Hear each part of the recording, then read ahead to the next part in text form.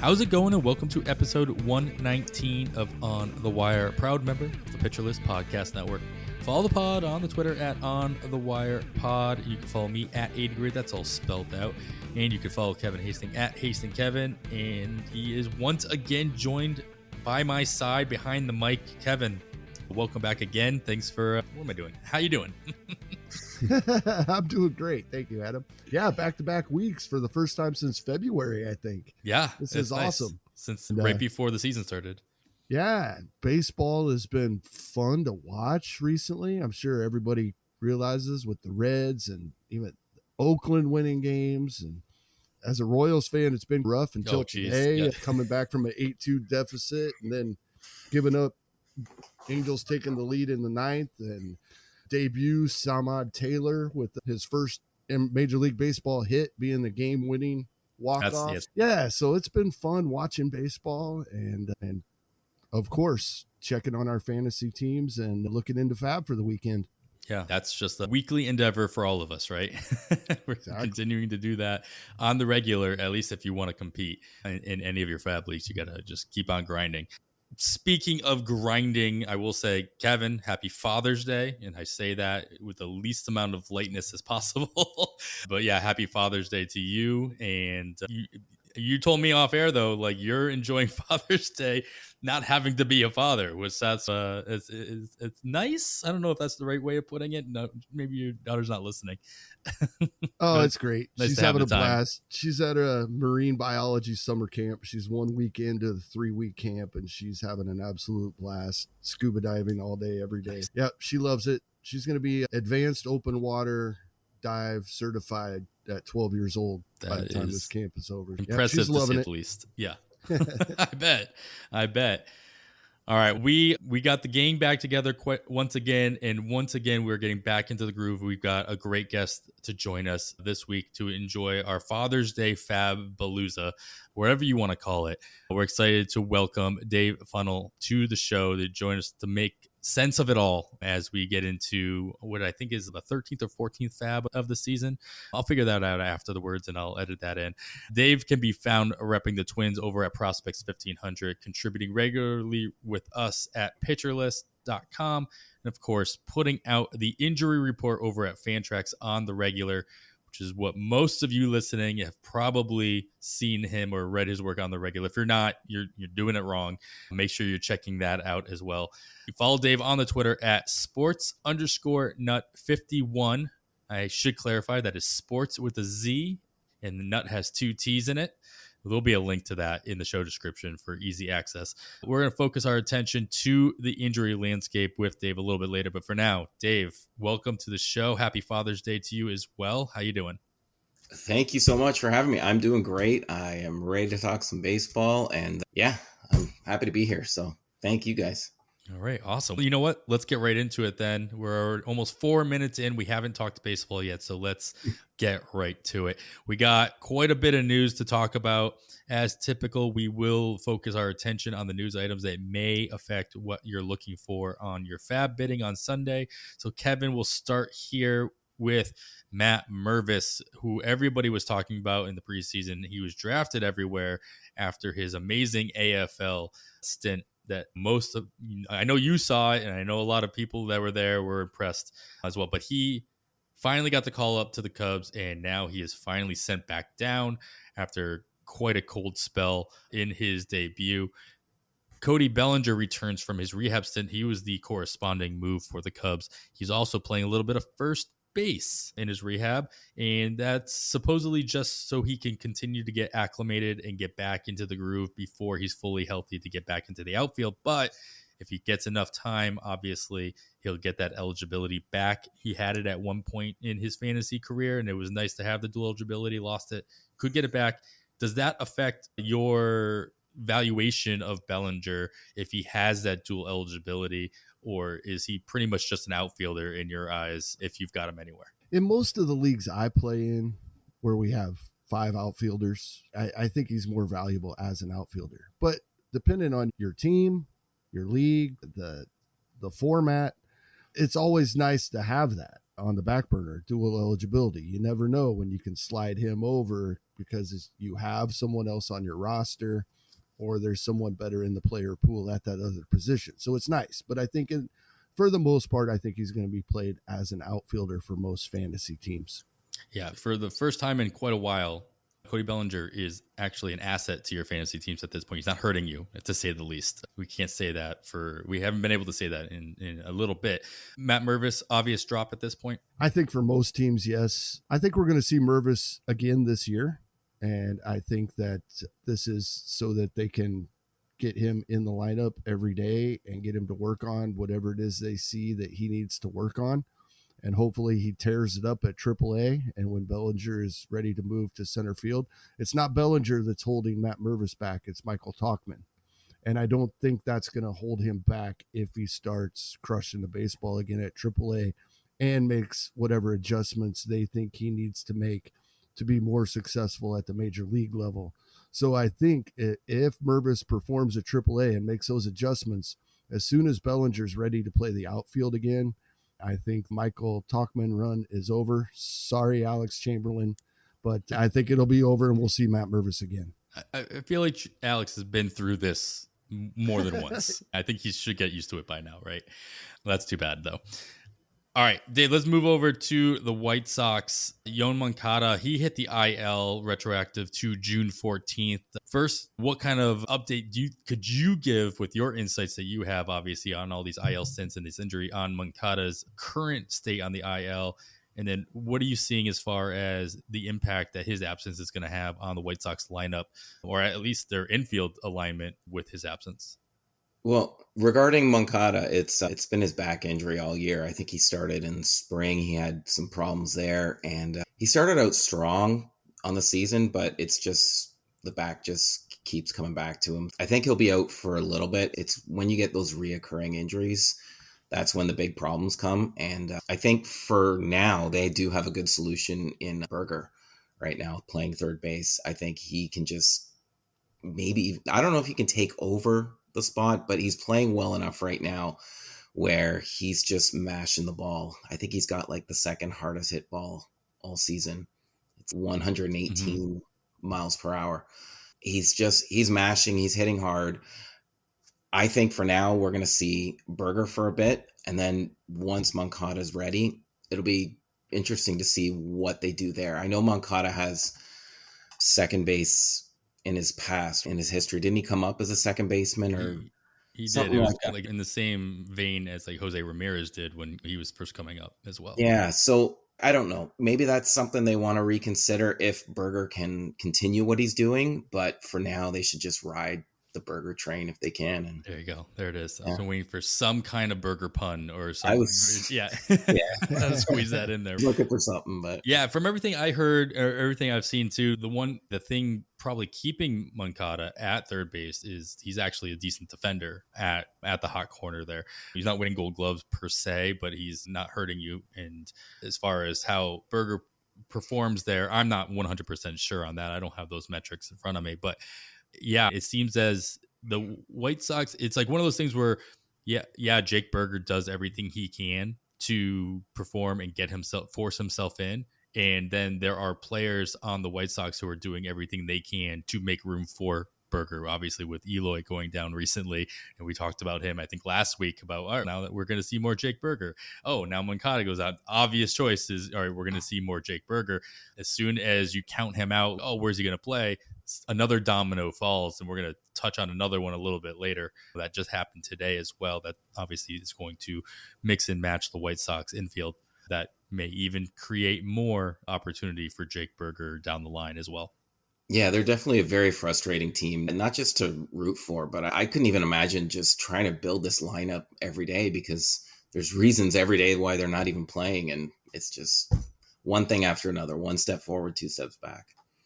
All right, let's stay in the AL Central, Kevin. We'll move over to Minnesota, who actually Let's try to switch gears a little bit and get some good news here. We got some players coming off of the IL. A couple of these news items here. This one is Byron Buxton. He returned to the IL from the IL to the Twins as they optioned Trevor Larnach down to make room. What kind of playing time changes are you seeing in Minnesota with Buxton's return? He's going to be the designated hitter, and they sent Larnach down, so he had been in that spot a time or two recently. I think it just affects Donovan Solano a little bit. He has been in there most days and at the designated hitter position a time or two.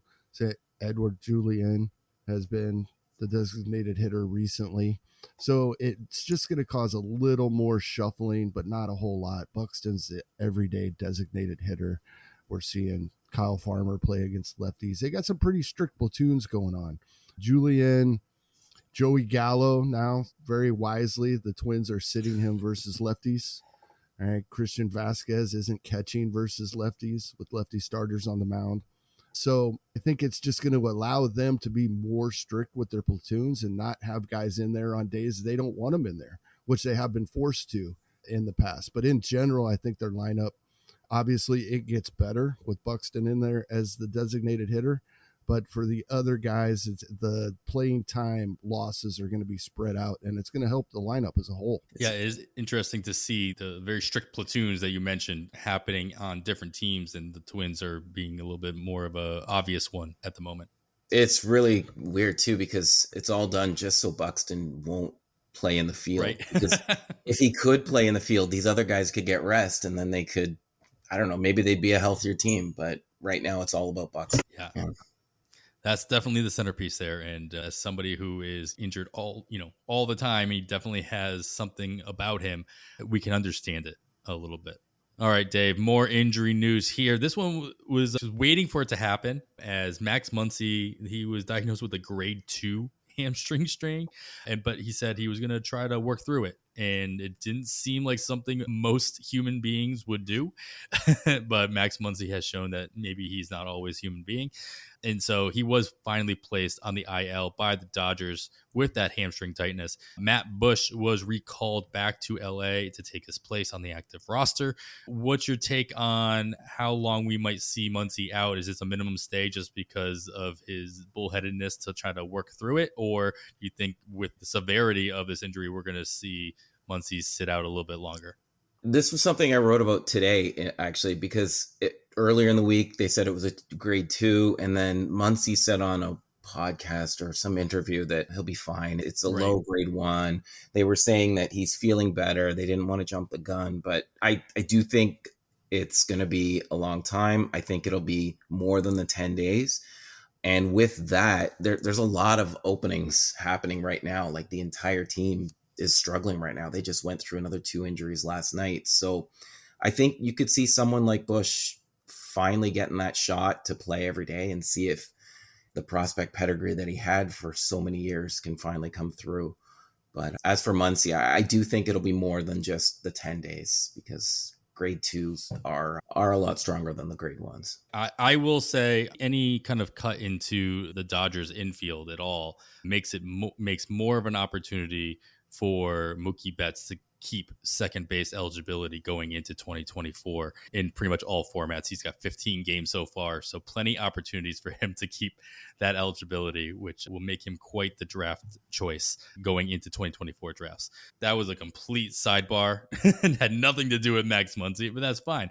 Yeah, I would like to see Matt Bush get a little bit more run this time around than he did in his first stint, and we'll see how long that lasts in the Dodgers infield for him. Kevin, you're here. I got to get some Royals talk out of you, of course.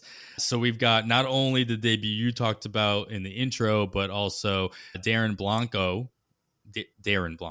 He was called up earlier in the week by the Royals. Vinny P hitting the IL, it pushes Nick Pratto out of the outfield and into first base duties. Can Blanco continue to carve out everyday play? He's played every day since the call up every day since the call up for the Royals.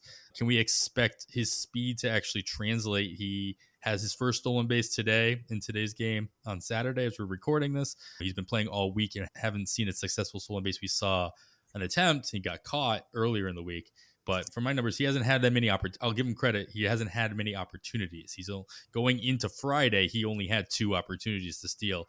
He took one. It didn't turn out as well as you'd hope. But I think going into the weekend after that call up, a lot of people were just thinking, hey, if you need that speed, go get this guy. I don't know if I expected him to play as often as he is. Is he going to continue to play pretty much every day, especially with Vinny P opening up that spot for Prado to move to first? That helps. It's still crowded.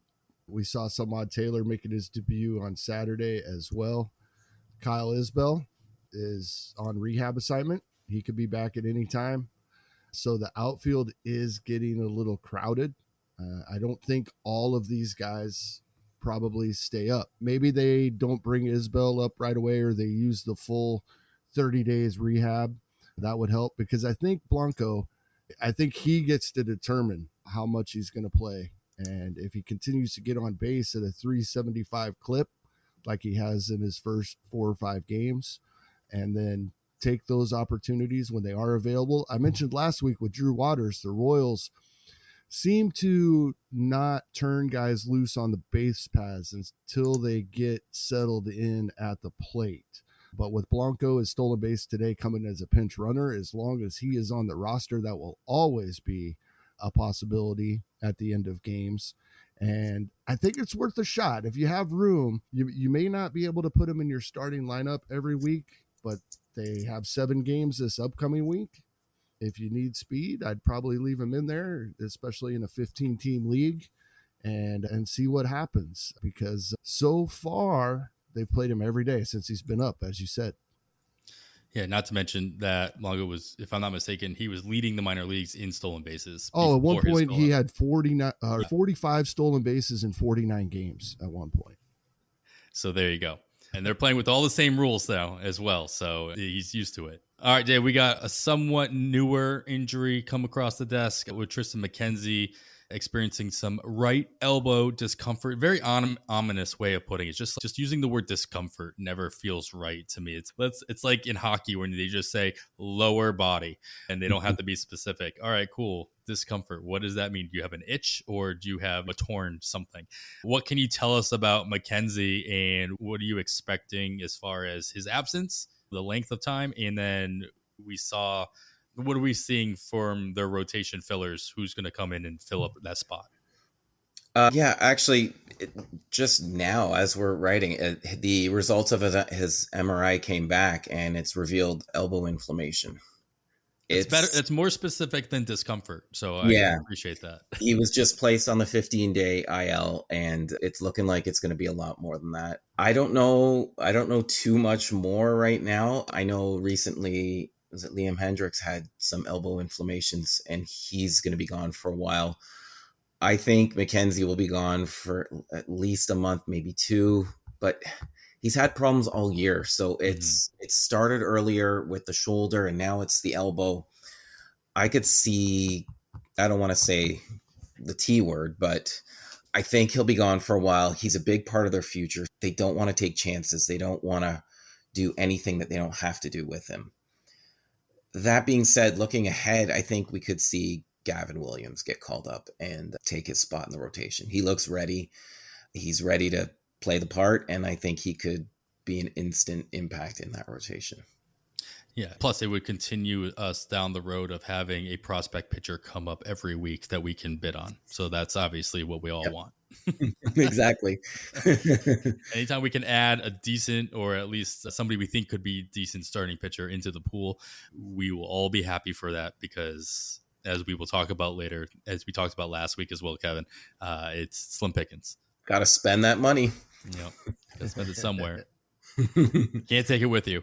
All right, Kevin, we'll stay in Cleveland here for this one, as the Guardians DFA'd Mike Zunino, their supposed starting catcher that they signed as a free agent at the beginning of the season, finally calling up who a lot of fans, including myself and a few of my gladiators. First thing I thought of when I saw the news was were my gladiator teams. Yep. I'll be happy because Bo Naylor will finally be able to provide some statistical positivity, hopefully positivity, This looks like it's a permanent move. Obviously, Zunino was the only thing really holding back that spot for Bo Naylor on the major league side. What kind of playing time are you expecting? And on that other side, what kind of production are you expecting if he gets that full run? As far as playing time goes, I think the fact that Mike Zunino is the one that's sent down, we know about the performance. He hasn't even been hitting the home runs, and he has been given the strikeouts.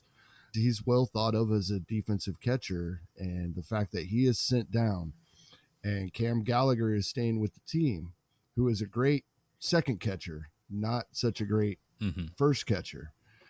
Real baseball, not fantasy baseball. Pitching staffs love him. He was with the Royals for a long time. I've been seeing Cam Gallagher for a few years, and he's a great second catcher. So the fact that is the move they made, I agree with you. This seems to be a permanent move. And then, but Cam Gallagher, as I said, not a great first catcher. Bo Naylor is going to get the majority of the starts. And they could run this as a fairly strict platoon, especially this first full fantasy week that we're going to get to see Bo Naylor. They have 6 games, 4 of them versus righties, 2 of them against lefties.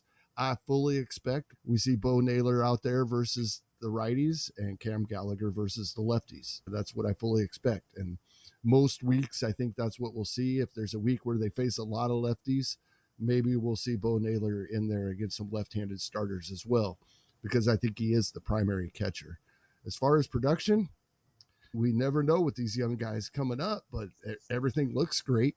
He hits the ball hard. He pulls the ball. So I think he's definitely someone worth adding. And I'm in a couple of leagues, the 2 catcher leagues, where I've been shuffling for a second catcher all season long. And this week we have 2 or 3 options, with Danny Jansen coming back as well, and Diaz in Houston getting some of that playing time that we were hoping last week when we talked that he might get. So finally we have some options at the catcher position in 2 catcher leagues.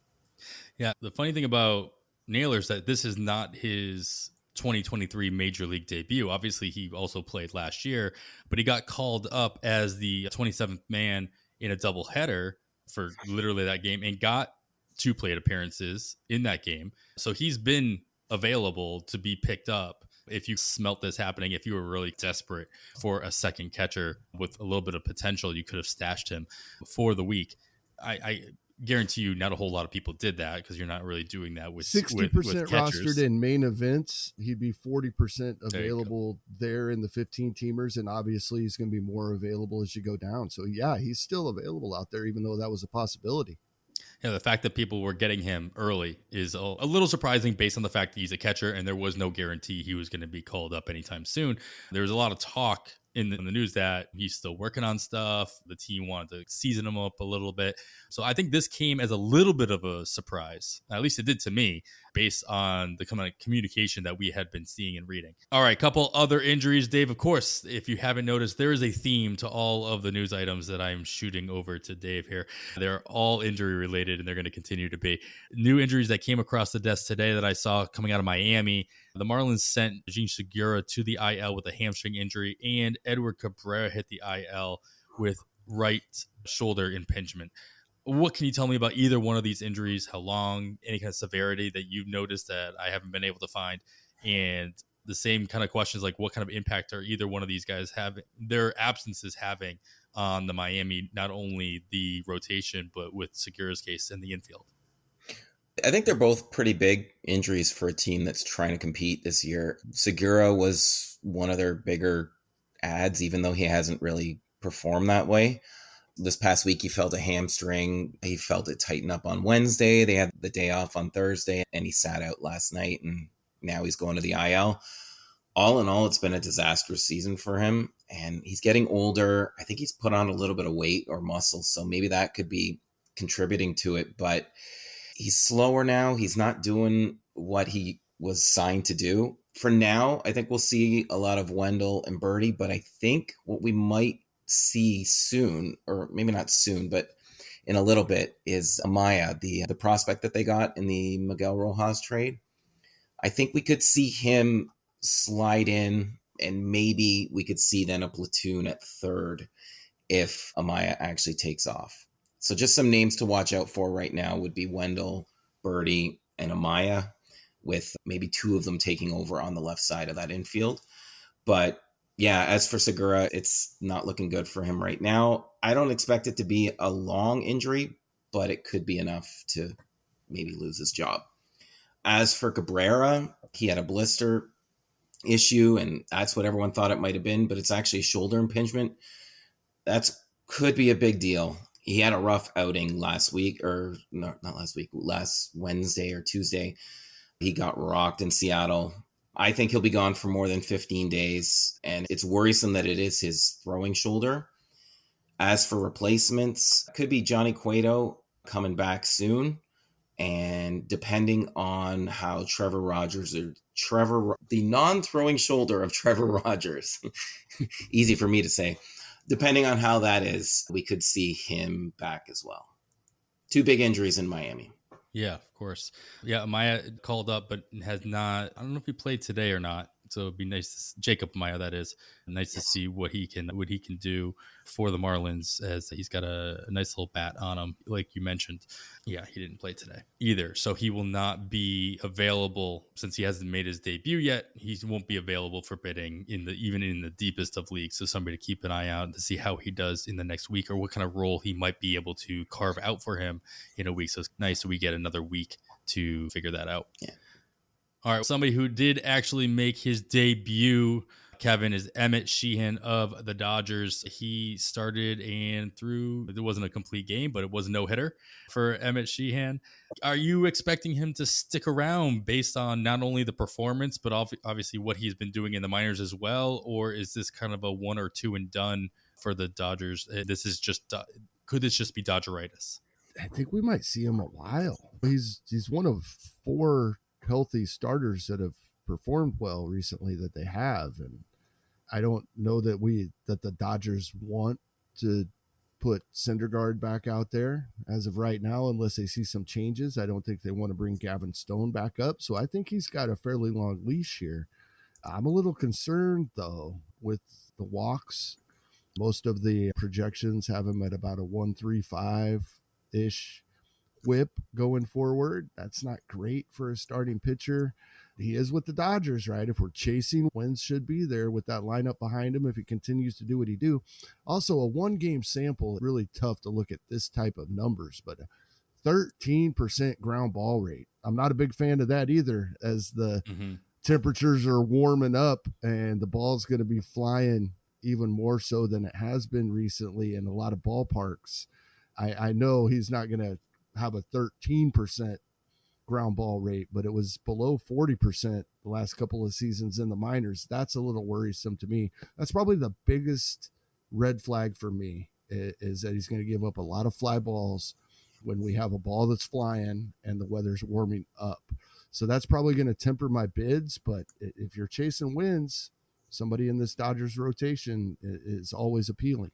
Yeah, and the same kind of thing is happening. There's only been one start for Sheehan, obviously, but same thing happened with Andrew Abbott, who came up with all these strikeouts in the minors and is just not quite getting there in the majors so far. Obviously, it's a little bit early, but Sheehan with only 3 strikeouts in the 6 innings that he had after striking out 88 through 53 in the 3rd innings at Double-A this year alone. And before that, at High A the year before, 101 strikeouts in 63 and 2/3 innings. So this is a guy who knows how to make good work of the strikeouts per inning. If he can get there, that would be great. My concern is we've already heard them say that Bobby Miller is not going to have an innings limit, which is somewhat surprising, but I get it. He started late, so he's got some time to kill. But Sheehan only had 68 innings last year, and he's already got over 59 innings going through between Double-A and the 6 innings he's got in LA so far. So I can't imagine that he'll go over double the amount of innings by the end of the year, and the Dodgers are going to want to control that a little bit more. So personally, I'm just concerned of how many starts we're actually going to see out of him. I don't see him being somebody that they want to throw into the bullpen to control the innings. Maybe more of a... I think they use him now, to your point. Right. I think they get what they can get out of him right now, and he's the type of guy they shut down early before the end of the season. He's not somebody they're going to use in the postseason, hopefully for them. Hopefully they make the postseason. That's not such a gimme anymore, the way Arizona's playing, and now San Francisco's right on their tails. But as far as who they have available, they would expect they get Urias back, and they have Kershaw and Bobby Miller. They would play before him as a starting pitcher in the postseason. I think that his value to them is what they can get out of him right now while they are so banged up. And they probably use all the innings that they want to allow him to pitch this season. I think they let him go throw them over the next month or two. All right, let's get through these last two lightning round style here, Dave. We got a couple of new injuries that happened during Saturday's games, including Sean Murphy in Atlanta leaving his game early, and Tim Anderson for the White Sox also leaving his game early as well. Murphy with a hamstring tightness and Anderson with right shoulder soreness. Would you expect either one of these to turn into an IL stint? And how, again, same kind of question, what do their absences mean for their teams? If I were to pick one, I would say it's probably Sean Murphy, just because it's a catcher, and a catcher needs to be able to crouch and get up and do all sorts of things. If I were to pick one, it would be him. And for that, I would probably be looking towards d'Arnaud right now. He may be in my catchers to stream piece coming out tomorrow on pitchers list. I liked him for next week already, and this solidifies that. As for Anderson, he thinks he might be back tomorrow, but you never know with the way the White Sox do things. He could be out for a week and we don't know about it. But yeah, give me a shot. I would say Sean Murphy over Anderson if they're going to go on the IL. Bringing back all like the bad memories of Luis Robert last year, obviously, when we had no idea what was going on and no IL stint insight, it was maddening. Oh, it was just, and they wouldn't even put him on the IL and bring someone up. It was just one day after another. He might play and just. It wasn't even like years ago, obviously, when you had the expanded rosters, you understood why players weren't going on the IL. Oh, we already have 40 guys. We don't need to call anybody up. We don't need to put anybody in the IL. You don't have the expanded rosters anymore. It's like, just do it. Just do it. And it couldn't happen. All right, Kevin, let's talk about one more positive here. Coming back from injury, we have Jesse Winker in Milwaukee and Wade Miley, your boy, entering the Brewers rotation. We already know that Miley is kicked out Adrian Hauser, who's going to be joining the Brewers bullpen. But what do you think the Winker's return means for the rest of the young Brew crew in the outfield? This might be a little tricky. It depends on what we see from Winker. He's been good when healthy. He was never healthy last season in Seattle, and there was some back and forth about attitudes and that type of thing. And I think he just wasn't healthy. When healthy, Winker has been very good the last 2 or 3 seasons. He's going to be designated hitter for now against right-handed starting pitching. That means Rowdy Tellez, who they want in the lineup versus right-handed pitching, is going to be playing first base. So that means a little less playing time for Owen Miller, probably. I think that's probably the biggest that I'm taking from this is Owen Miller's probably not quite the everyday guy that he has been. They'll still get him in the lineup, but he's probably the one going to lose out the most with Winker and Tellez. They're both going to want in there versus right-handed pitching. Yeah, and Winker's looked good in his rehab too. I think he's hit 3 or 4 home runs, and he had one in a rainout game that didn't even count. So he's been hitting the ball well. So hopefully he is healthy. Like you said, he'll probably do well. Another reason to watch baseball and not just scout the stat line, right?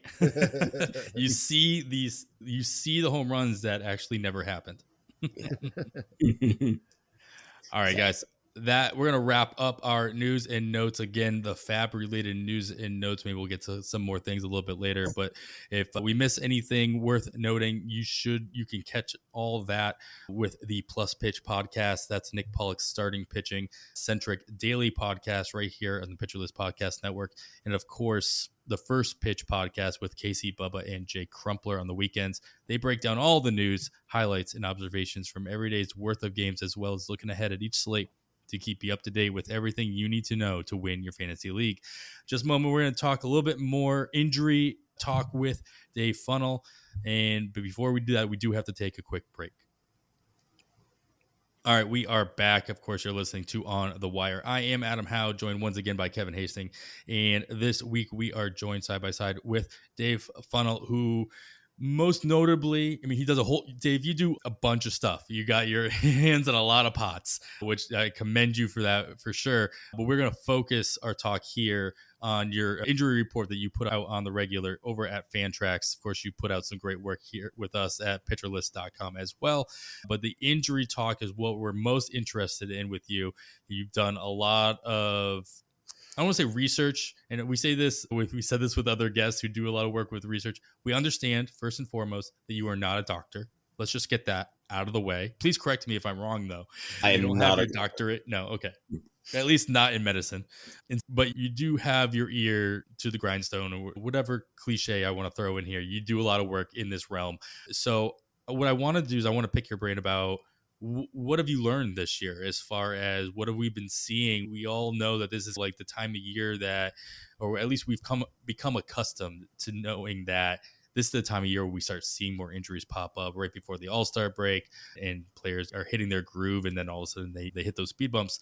Are there any injury trends that you've been seeing across baseball this year, if any, that kind of stand out? Yeah, a lot of trends that I've been seeing are basically around pitcher related injuries, unfortunately. I did a little research for this, and in 2022 there were 427 pitchers that went on the injured list at some point in the season, and accumulated they lost 30,738 days. This year so far, we've had 259 pitchers already on the injured list, and we've already accumulated 12,284. And we are not at the halfway point. We are not at the halfway point. No. So I think even though they're starting to slow down just a bit, because at the beginning it was just coming out like blaze of fire, I still think we're going to surpass that 427 that we had last year. Of those injuries, of all the total injuries we've seen, the shoulder injury have 122 players so far last year. This year it's already at 69. We've seen elbow injuries on the rise, and we've seen a lot of Tommy John surgeries. So I looked into it. Last year we had 11 pitchers from the beginning of the season until today go on the injured list. But this year, with Tommy John, this year we've had more big names. Last year it was a lot of relievers. This year we're seeing a lot of starters. We've seen Bubich, Springs, Robbie Ray, Marquez, Garcia, Mahle, DeGrom. If I had to guess, I think it's because of the pitch clock. I don't know what you guys think about it, but just everybody except the article on MLB.com thinks it's a pitch clock. Surprisingly, the website that supports baseball. But just the act of throwing a baseball so fast. I'll play devil's advocate just a little bit. I didn't read that article, Kevin, so I will just make sure that everybody knows I didn't read that article. So if I quote something that was in the article, I apologize. Correct me if I'm wrong, but we didn't see this kind of an injury like trend in the minors last year in AAA when they had the pitch clock all season long, correct? And they've had it for years. So even not just there. So I'll even help your cause with that too. But the minor leagues are different. The schedule is their innings more in the minors. Yeah. They're also younger. Their bodies are in, obviously we still get Tommy John. 20-year-olds still get Tommy John. I get that, but throw that out there as well. But we're also seeing a lot of pitchers that haven't been exposed to that getting injured. And I know eventually the body will adjust, but you're asking somebody to throw incredibly fast, which is not a natural thing to do for a body. And then you're asking them to do it faster. So if you're throwing it 100 times every fifth day, that's one thing. But now you're telling them you've got to do it within a certain time frame. So there's going to be more fatigue. There's going to be people overcompensating. And I think as the season goes on, we're going to see more and more wear and tear. And I think even with the heat coming and everything, we're going to see more fatigue. I don't know. I'm not set on pitching at all. I don't see it turning out too well for getting pitchers. Better. Yeah. I don't know. That's just my 2 cents. I don't know what you think, but that's what we're asking for. But I was waiting for the opportunity. They didn't really give it to me, so I'm just going to say it here. How many of those Tommy Johns were just with the Rays? because it seems as though they were all coming from Florida. But in all honesty, are there any teams that you've noticed that have been handling injuries either better? And I don't mean they've gotten less injuries. Like we talked about with Derek Rhodes, I want to say it's a couple years ago at this point. But there are obviously certain teams that handle injuries better than others in the respect where they're not forcing guys to come back early and then getting re-injured. Obviously, we see Tristan McKenzie coming back and getting injured, not re-injured. He's injuring something else, where it's the shoulder instead of his elbow or elbow instead of his shoulder. But there have definitely been cases where like a guy comes back too early because they're either bullheaded and they're forcing the team to make him come back, or the team feels desperate and they're forcing them back into the lineup before they're ready as well. Have you noticed any teams this year that are either just handling injuries better, or they're being more successful with their returnees, or the ones that are just getting hit harder by the injury bug in general? Yeah, I've been doing injuries for a couple of years, and it's just, you always see the same teams, always see the same players, and it's frustrating. You just want to yell at them, like, what are you doing? Why is it the same player, the same injury all the time? So I looked into it as well too. Over the last 2 years, the three teams with the fewest days lost on the IL are Houston, Baltimore, and Cleveland. To put that into perspective, the Yankees this year have already lost 901 days to the IL, which is just under what Cleveland has lost over the last 2 years. Jeez. Oh, wow. Yeah. Yeah. And I don't know if with the Yankees, if it's just a scouting issue, or if it's, like you said, pressure to come back soon or pressure to help a team win. But it's just one thing after another. You look at all the trades that they made last year and everybody got hurt. Harrison Bader hasn't been able to stay on the field. Frankie Montas, I don't even know what he's done. Did he even pitch for them last year? And he might not pitch for them this year.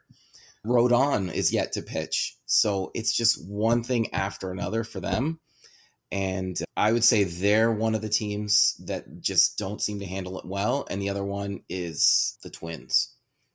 Last year, they ran into a ton of injuries.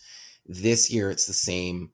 And I don't know if when they're getting their players, they're trading for their players, they seem to be looking for like a discount when they're trying to get these players. They've got Tyler Mahle, they had Maeda, Gallo, Paddock, they had Archer last year, Carlos Correa. They just seem to get players with a discount, but there's a reason for the discount. And they were third in line to re-sign Correa, obviously, and yeah, and they were fine with it, and it didn't scare them that two other teams were terrified to throw money at them. So I don't know. My guess is that, and I agree with you that, yeah, it's just a pressure to coming back too soon and forcing people to do things that they're not maybe ready to do. You mentioned New York's negative connotation when it comes to these. So they've got a couple of big names on the IL right now. They have been for a little bit, and the whole city of New York does. So let's end this section with some updates there, if you've got any for us, with the big boppers in New York, namely Aaron Judge and Pete Alonso for the Mets on the hitting side. And then, of course, the Yankees still have Carlos Rodon on the IL, who has yet to make his pinstripe debut after signing a hefty contract, leaving San Francisco. Do you have anything of insight that you can share here as far as what you know about Aaron Judge, when he might come back and how long he might be out for? And then you can move over to New York and go to Alonso.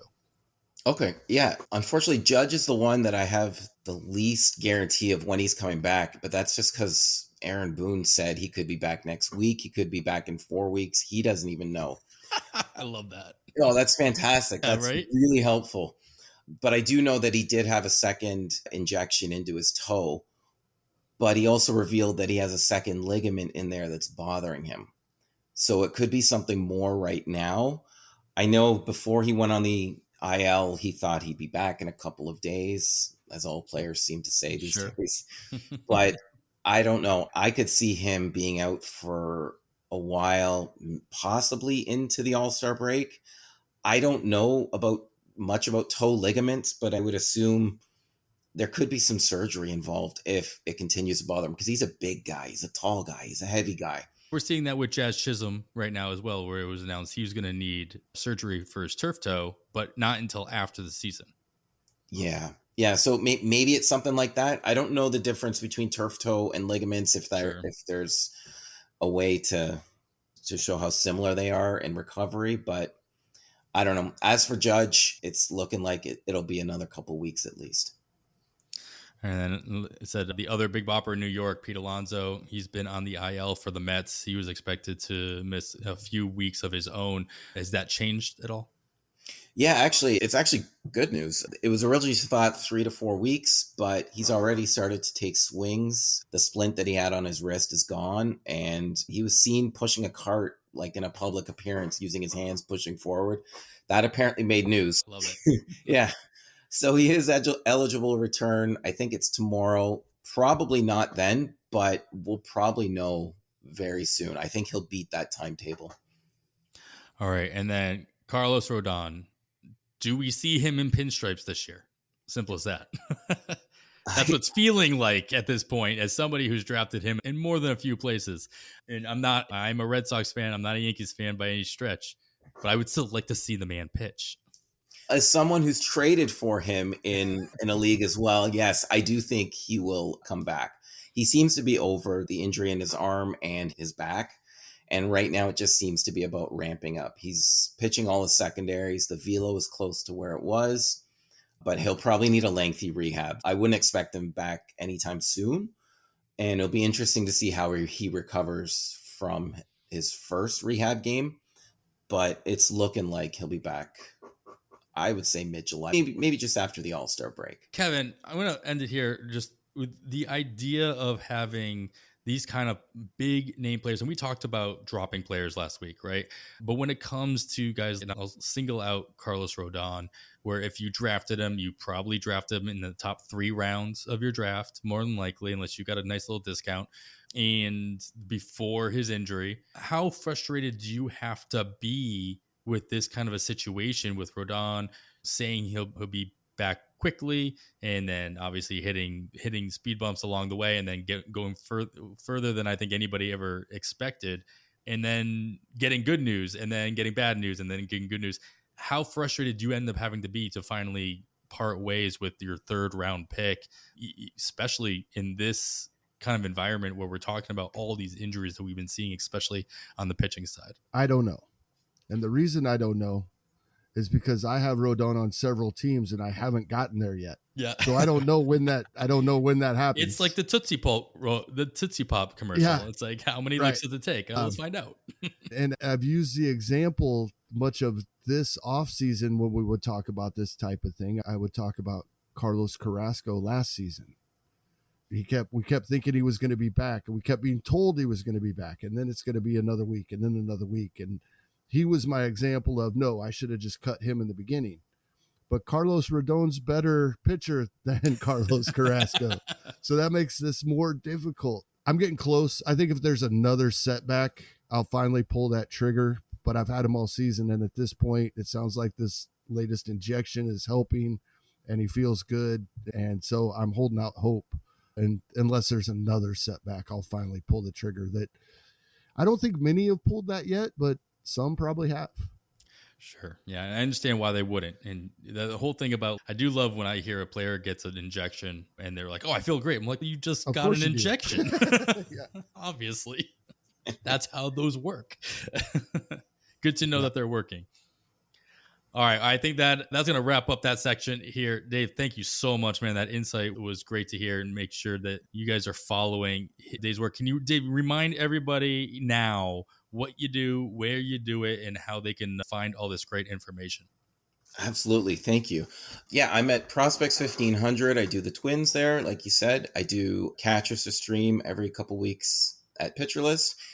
And I do the injury report daily at Fantrax sometimes I do the Prospects injury report and Rehab Rewind, where I talk about what people are doing on their rehabs. So more injuries. Yeah. More injuries, more and more. All right. Make sure you are following Dave for all of that great work. He'll link out all that stuff on his Twitter as well. And again, you can find links to all that stuff in the show description. We are going to move on to, of course, the section where we talk about how to spend your FAAB dollars, what options you might have on there, depending on what size leagues you have. And we have lots and lots of players to recommend here. We are going to do that after this quick second break. All right, we are back. Let's get right into it, guys. We've got some FAAB dollars to spend, and let's talk about some players that we can spend them on this week. We're going to go category by category as we tend to do, starting it off in the power category. Kevin, let's start us off here with anybody out there that we can stream for a few home runs this coming week. Yeah, I got a couple, and they're actually available in some deeper leagues. About a week and a half ago or so, I know that most of us were really worried about Garrett Cooper. He was losing playing time, hadn't been performing to the level that we're used to seeing him perform when he's healthy. We know injuries have always been an issue with him, but he wasn't even playing well. And maybe he was still a little banged up because he's been back in the lineup on an everyday basis, back in that 3 or 4 hole for Miami, and back to hitting home runs and hitting for a better average than his overall 227 or whatever it is on the season. And he's only rostered in 40% of 15-team main events. And he's more available than I thought he might be. Not much, because I know a week and a half ago, the playing time was starting to look like it was in jeopardy.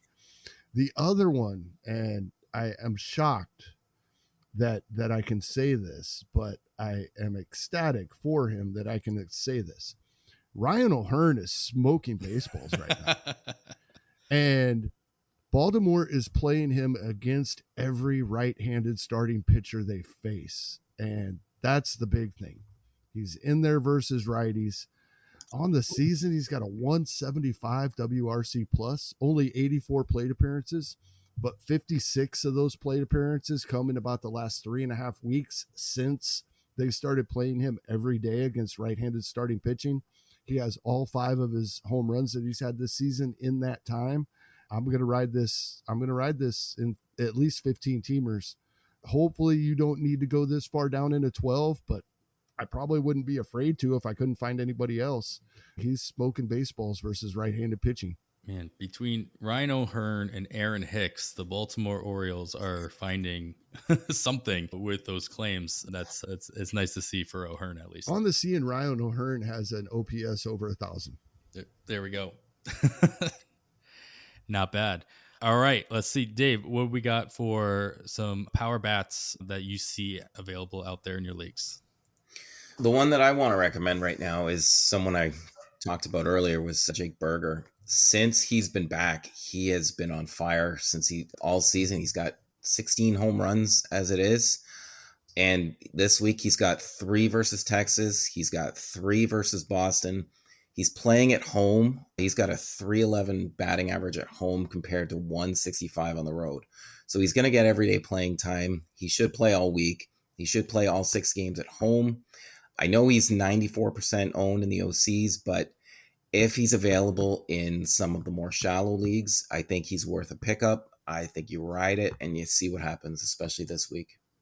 Yeah, I understand that we talk about this all the time. Obviously, between Yahoo, CBS, and ESPN have a little bit of a less deep roster, a starting roster, but a starting third baseman with this kind of production, the 33% on Yahoo is just egregious at this point based on what he's done. And the fact that most of these leagues on Yahoo are daily moves, the fact that it hasn't risen up tremendously with the Moncada going to the IL already is a little surprising. So I would assume that number is going to continue to creep up over the next couple days, those kind of formats as well. But like you said, 94% in the online championship. So there are still a handful of leagues, 12 teamers on the NFBC platform where he is available to be picked up as well. And I would expect that to be 100% after this Sunday for sure. Yeah, with Jake Berger, I think we're to the point, and I hope the White Sox are to the point, that it's not how do we find Jake Berger playing time anymore. It's when these other guys start to get healthy. No, we got to find you playing time because Jake Berger is better than you are. I think we've reached that point. Also, one other guy that might be available in shallower leagues is universally rostered in 15 teamers and close to it in 12s. But Randall Grichuk, Colorado is half and half this week at Cincinnati and then at home for 3. But they face 4 left-handed starting pitchers out of their 6 games this week. And Grichuk splits in his career are much better against left-handed versus right-handed than they are home versus away. So he's somebody that I might want to use in NFBC formats in Cincinnati, but I definitely with 2 starts versus left-handed pitching at home next week. Nice. Yeah, I'll use it 94% in the online championship. So there is a handful of leagues out there in which he is available. So that opportunity could be something to jump on even in those 12s. All right, let's move on to the speed categories. Obviously, we talked about Darian Blanco earlier in the league. He is going to be available. I'm sure he'll be a popular target for those in need of speed.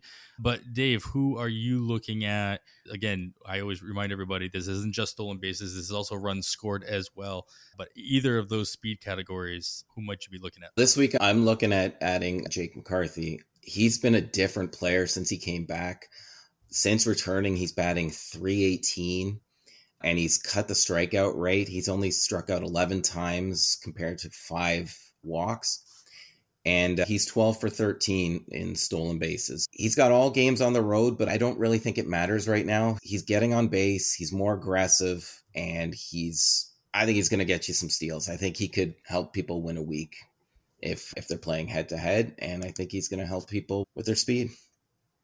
Yeah, I mean, it's a format that goes untalked about, I think, a little bit more often than not, and that is those weekly head-to-head formats. When you got a guy like this, you can stream where he's 53% rostered in Yahoo and in those CBS and ESPNs as well, because he was down for most of the year, just got called back up somewhat recently, obviously not being completely noticed in those 3 outfielder situations, but even those 3 outfielder situations, you can very easily stream that third outfield spot and always have a quality player available for you to use based on the matchup in which you have going up against you in your head-to-head matchup. So he is doing nothing but steal bases since getting called back up to Arizona. Caught 3 times, like you said, 13 stolen bases. These numbers going into Friday that I'm looking at, but the rate in which he's doing it at is double of what we saw him do last year, which was also a very high rate that we saw him go on for a good chunk of 2022 as well. McCarthy, definitely a target, especially if you are looking to stream some stolen bases in your head-to-head matchup. Kevin, got anybody deeper for me in the speed categories going into next week? I got a couple of guys. Deeper one is Jace Peterson. He's always sitting there for us, right? It seems like he's always available if we think we need someone that can contribute what he can, which is a little bit of everything, not great in anything. But he gets Cleveland and Toronto this week, 2 of the teams that have given up the most stolen bases this season. And he's playing every day for Oakland. Granted, both of those teams have a change at catcher coming. Not just Bo Naylor coming up for Cleveland, but also Danny Jansen being back from injury for Toronto. So he'll get some of the starts along with Kirk there. But typically this thing has as much to do with the pitching or more than it does with the catchers. So I see I'm still leaning on that team context that they've given up a lot of stolen bases. And then a little more rostered in 15-team leagues, but even less rostered in 12-team leagues, Michael A. Taylor is on pace for well over a 2020 season, close to a 25-25 season. I think he's on pace for 23 home runs and 25 stolen bases. The Twins have a 7-day week this week. He's their everyday center fielder. Even with Buxton back, he's a designated hitter. So Michael A. Taylor, another one of those guys that, at least in 12 teams and shallower, always seems to be there available for us when we need him. Yeah, Peterson obviously available at both second and third base in the NFBC format. So obviously that flexibility is something you want to keep an eye on. If you need a corner, you need a middle, you have your options. He's the type of guy that if you pick him up and he does anything positive for you, He's almost can earn himself a non-streaming condition in his contract, in his fantasy contract. He's almost like a bench streamer, like we've been talking about with pitching all year. He's somebody you want to hold on to so you have him when you need him. Exactly. All right, let's talk about some guys that might have good matchups, some extra playing time coming their way. The opportunity section here. Schedule notes to keep an eye on for. There are 9 teams that have a full 7-game work week ahead of them. Boston, Kansas City, Minnesota, Miami, Washington, Pittsburgh, Arizona, San Diego, and San Francisco all play 7 games in 7 days. There are 5 teams that have 2 off days. We have the Dodgers, the Angels, and Baltimore have your typical Monday, Thursday off days. But then we have another one of those fun ones where the Chicago Cubs and St. Louis Cardinals play a 2-game set on Saturday and Sunday. And of course, that gives them back-to-back days off on Thursday and Friday because they need the extra rest to travel between Chicago and St. Louis. So whatever the reason, it's not a long drive, guys. So, they have those back-to-back games. So you are going to lose a game in both. In the NFBC lineup changes on Fridays, you're going to lose that Thursday from the first half and Friday of the second half. So keep that in mind as you're setting your lineups and you're considering your free agent bids. Every other team has the 1 day off, either Monday or Thursday, which is pretty typical. Colorado is away for 3, but like we talked about earlier, at least 3 of those are in Cincinnati, so that's nice. And they host the Angels for 3 in Colorado. Cincinnati is home all week, not only hosting Colorado for 3, but they've got Atlanta in there for 3 as well. So a lot of good bats in Atlanta, hopefully taking advantage of Great American Small Park and the young Cincinnati team that's coming up and making everybody excited. Gets to play all their games at home in front of their home crowd to see what kind of crowds they can continue to bring there.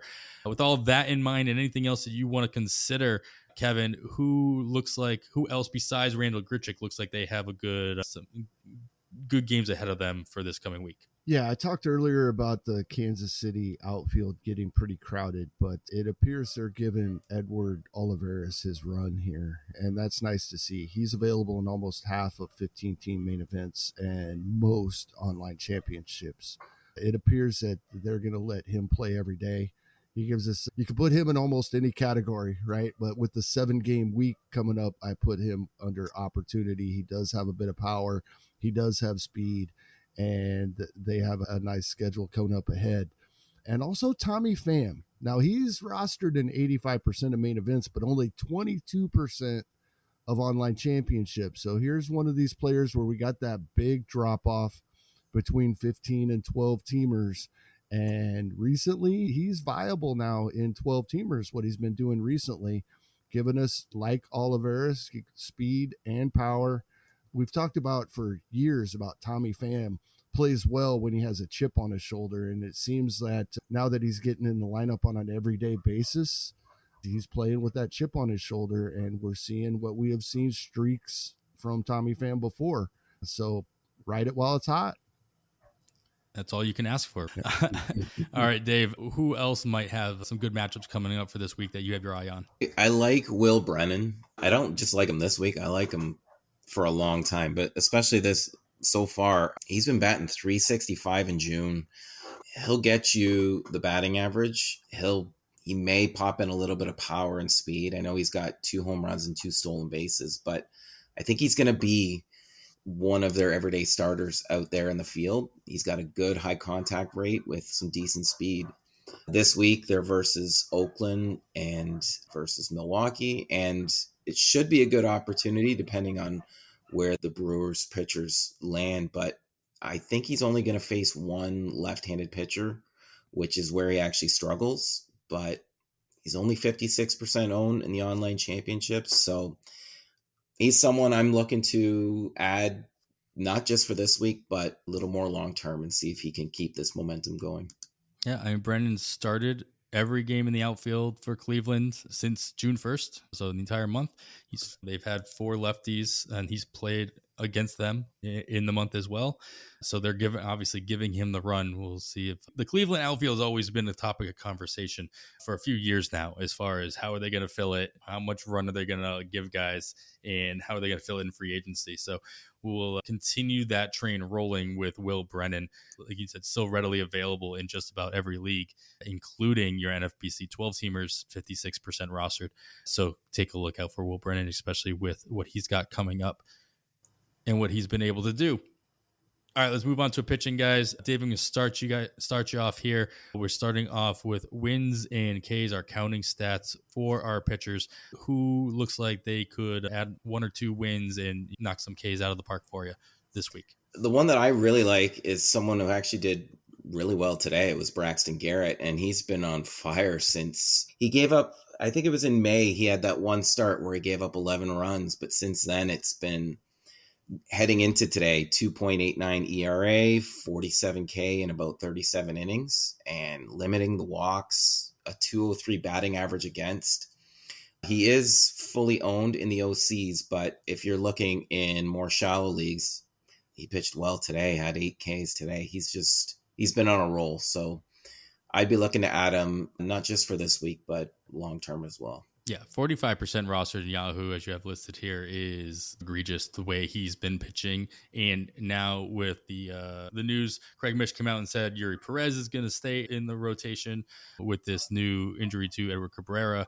And even with Trevor Rogers is being set back a little bit, Garrett had to have been even more secure in that rotation based on not only his longevity, but also his production. So he really should be more than a streamer in just about every Yahoo league, which is not so much the case if he's under 50% rostered at the moment.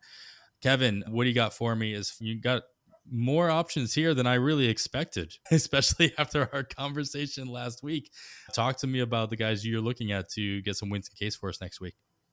Yeah, I listed several because in 15 teamers, it's still slim pickings. And you got to look and see who might be available in your leagues, and even 12 teamers for some of these guys. I'm starting off with a pair, Michael Lorenzen and Reese Olson for Detroit. Lorenzen, 100% rostered in main events. Reese Olson, close to it. He's available in a couple of them. But they're both available in 12 teamers a little bit. Lorenzen's available in 29%. And Reese Olson in over half. They both get Kansas City and Minnesota, both in Detroit this week. Nice ballpark. Minnesota's mid-pack on the season versus right-handed pitching. The Royals are near the bottom, and with left-handed hitting Vinny Pasquantino out for the year, I expect the Royals to end up at the bottom versus right-handed pitching. Brian Wu, same. He is rostered in all 15 teamers, but he's available in over 40% of 12 teamers, and he gets the Yankees at New York this week, but then Washington the following week. So he's somebody that I'd pick up a week early in those 12 team leagues. Kyle Hendricks, I was surprised at how highly he was rostered in main events, but he is available in 3 or 4 of them. He's available in 3 out of 4 online championship leagues. He's only 26% rostered. He's at Pitt this week. You mentioned Wade Miley being one of my guys earlier. So he, in deeper leagues, he's definitely the guy for me. He's only 26% rostered. He gets at Cleveland. That lineup's not scaring anybody this season. And even the Mets, if Alonso's still out, that's who he gets next week. And then a 2-step, he would get the Cubs and the Reds, but at home in Milwaukee, not in Cincinnati. That's his next 3 weeks, the way it looks like it will line up. Another one that is a little bit available in deeper leagues, Ryan Nelson. He's available in 30% of 15-team leagues and only 3% rostered in 12s. This is a nice 2-step. Like this is it for Ryan Nelson, right? If we're not going to use him at Milwaukee, he'll never get picked up. Offense is terrible right now, and we're not going to use him at San Francisco for that 2-step, then don't even look at Ryan Nelson's name the rest of the season if you're not going to use him this week in that 2-step. And one more to take a look at that is actually available in a couple of 15-teamers, Yohan Oviedo in Pittsburgh. He gets the Cubs and at Miami this week. The Cubs actually a little better matchup. Miami has been performing better recently. But Oviedo, and he's available in almost half of 12 teamers. So hopefully a couple of those guys that have some availability in deeper leagues may be available for you. And most of these guys are available in at least half of 12 teamers. Yeah, I think especially with the production he's shown, or at least the passing the eye test, if you will, Brian Wu, that matchup with the Yankees is actually, it looks pretty nice. The Yankees lineup, obviously, and I think it was, I'm sorry, Adam. I think it was our friend Torres Takes on Twitter was tweeting out his Sierra versus his actual ERA. His Sierra is like in the 2s. And his ERA is in the 8s, something like that. Yeah, so that's like the opposite of the tweet I saw Casey Bubba put out about Andrew Abbott, who has a 0 ERA, but like an xFIP of 700 or something crazy. All right, let's talk about those ratios a little bit more. So I appreciate the segue there, Kevin. That worked out really nicely. And so we will let you lead us off then in the ratio talk. Who is out there readily available that can help chip away at ERA and WHIP? Yeah, we talk about some of these guys every week. The list could be long depending on your league. None of these guys that we typically talk about in this category are universally rostered. So I went a little extra deep this week. Josh Boers of the Texas Rangers. He's averaging about 2 appearances a week and getting multi innings in each of those appearances. He did pitch again on Saturday, another 2 scoreless innings.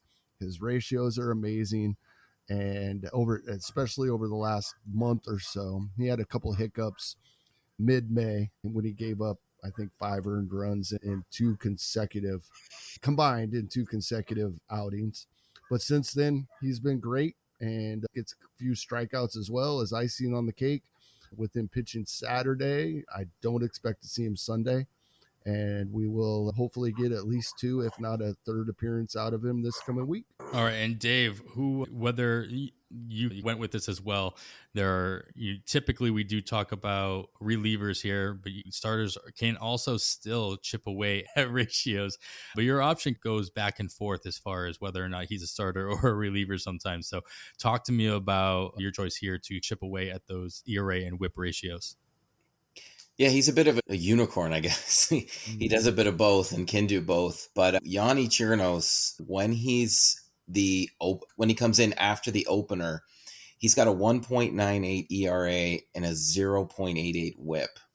So I believe he's going to be doing that this week. And if he does, he's likely to face Kansas City at home. And even though they just got Sal Perez back today, that lineup it's not looking like the best right now, especially with Pasquantino out. So I could see Chirinos getting a few innings there, keeping the ratios down like he does. He's great for WHIP, great for ERA, and he's only 17% owned in the OCs. So if you need something to help stabilize your week or situational a little bit long term, he's someone I'd look towards, because when he comes in after the opener, he's pretty solid.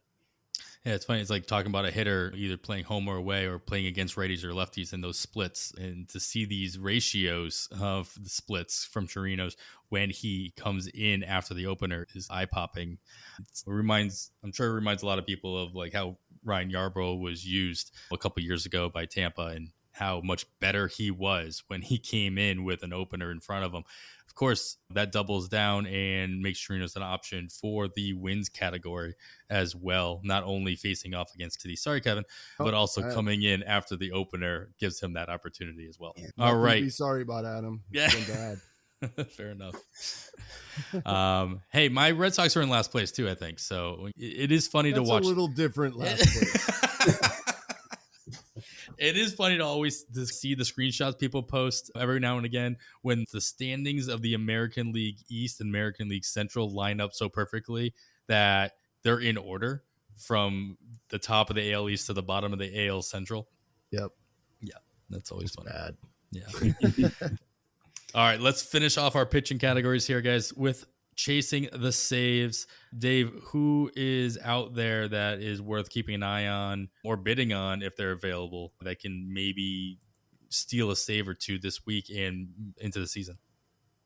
If he's still available, I love Alzolay. I've loved him for years, even through the injuries. He was just someone who just, when you pitch there, it's just watching him, it's great. And he's always done quite well. This year, he's got 4 pitches with an XBA under 200. He's got 7 holds, 3 saves. I don't know if he's got a blown save either, but he can go 2 innings. He could go 3 innings. He could go back-to-back days. He's 64% owned in the OCs, so chances are there's still some leagues out there where you can.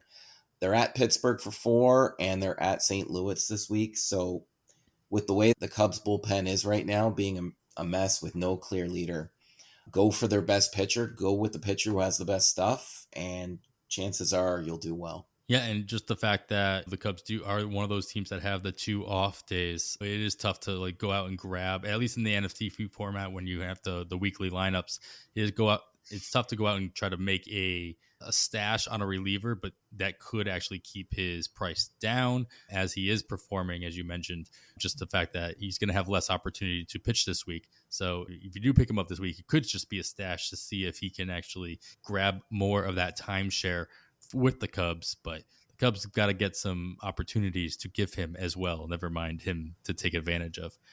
Kevin, who's out there that could add to the save department in your book? I don't think this guy's going to take over, but I think he's going to get us some saves while Ryan Helsley is out, which I'm worried could be an extended period of time. Jordan Hicks had a hold a couple of nights ago, and then Giovanni Gallegos came in and blew the save. Today, Saturday, they flipped that role. Gallegos pitched the 8th. Jordan Hicks did get his first save of the season, and I wish he hadn't because I already had him in my lists.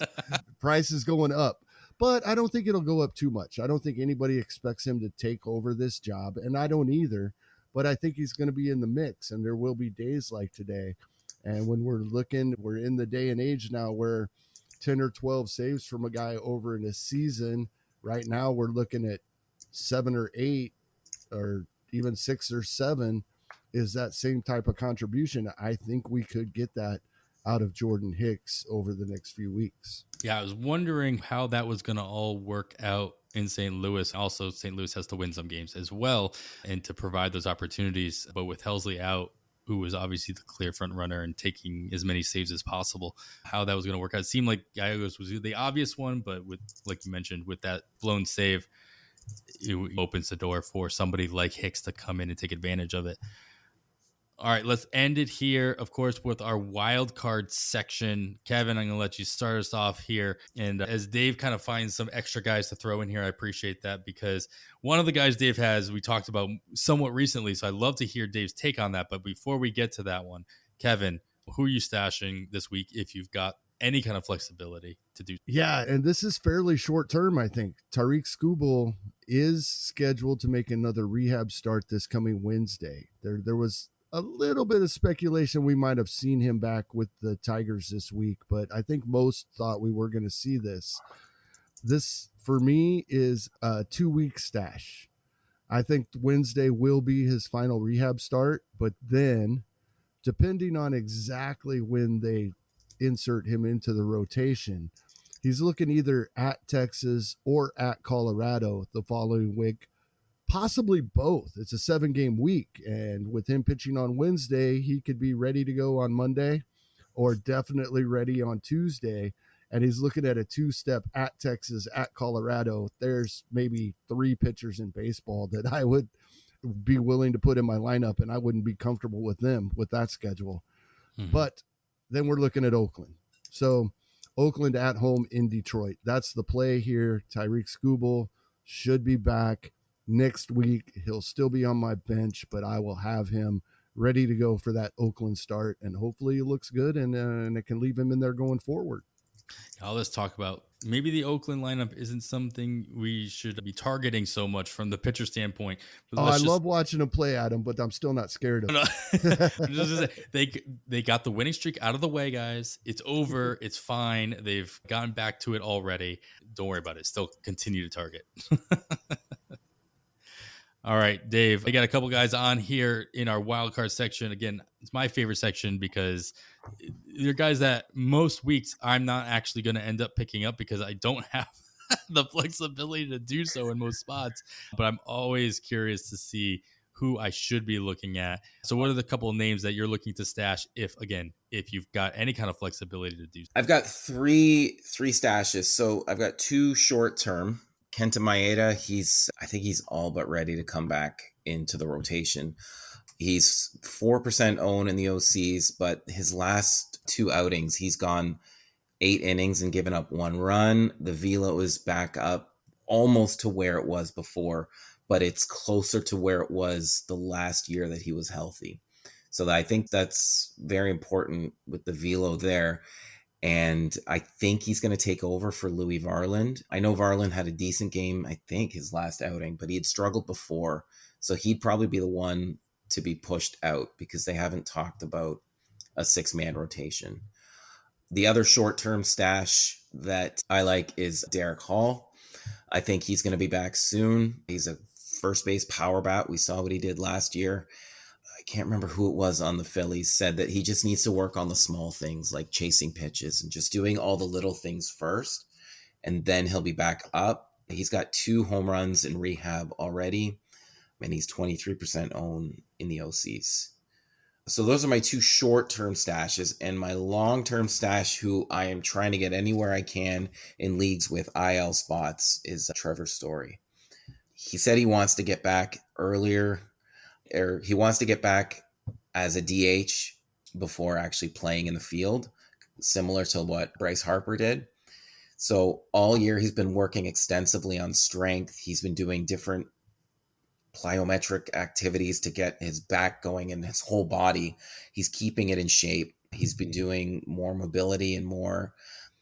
I think he's a really good buy low if you have an IL spot. If you don't, then you're probably going to have to wait a couple of weeks because I don't think he'll be back until just before or just after the All-Star break. That's fair. Doubling down on Trevor Story, I think that's what Kevin talked about last week. Derek Hall is somebody I called out a couple weeks ago. I'm happy to hear that he's a lot closer to returning myself, especially if you need the power. And I'm going to correct you. I'm actually correcting myself because I threw that number in there. Kenta Maeda is 23% rostered in the online championships. He's 4% started, which is one of those questions, right? Obviously somebody's checked out a little bit earlier than they should have in the season-long fantasy season, starting Kenta Maeda. All right, guys, I think these are some great names to consider. If we missed anybody major, obviously call us out at On the Wire Pod on the Twitter. Let us know. I don't think anybody here talked about Luis Matos over in San Francisco. Obviously, that will be a name worth monitoring how much he goes for this coming week. But with all that in mind and whatever else, Kevin, let's close this out with any final thoughts you might have for our listeners. Yep, our annual 3 or 4 times every year. Don't forget, as you said, Adam, and happy Father's Day to you. You wished us happy Father's Day. Back to you. Happy Father's Day to everybody out there. Don't forget, if you're like me, and I know there's a lot of golf fans out there in the fantasy baseball community, my Father's Day ritual has been to watch the final round of the U.S. Open, and there's a lot of big names on the leaderboard. So don't have such a good time that you forget to get your FAAB in this Sunday night. Maybe work on it. You're not going to hear this till Sunday morning, but I was going to say Saturday evening. Many of you have told us in the past of our listeners, they enjoy this show with their coffee Sunday morning. Do your FAAB right now. Get it done so you don't have to worry about it the rest of the day. Yeah. Even if you get it done and you forget to go back and adjust, that's fine. At least you had bids in. At least they're right in there and ready to go. That's great advice. We typically revolve this around all the holidays. We'll say this again in early July, I'm sure, and again closer to Labor Day as well. And with all the picnics and all the holidays, that it can be easily forgotten. And on the other side, I've done it. You can take advantage by just doing it, and somebody in your league will forget. And it never fails. I've done it. Never fails. You realize it at 2 minutes after. FAAB just ran. You're like, oh. Do whatever you got to do. Set an alarm, whatever. Get it done. All right, that's going to do it for episode 119 of On the Wire. You could follow myself on the Twitter at 80grade. That's all spelled out. Kevin is at Hasting Kevin. Of course, follow the pod at On the Wire Pod. I'd like to once again thank our guest Dave Funnell for joining us this week. Follow him on the Twitter at sports with a Z_nuts with 2 T's 51. Again, link in the show description for easy access. And after all that, I am Adam Howe. On behalf of Kevin Hasting, thanks for listening. We bid you goodbye.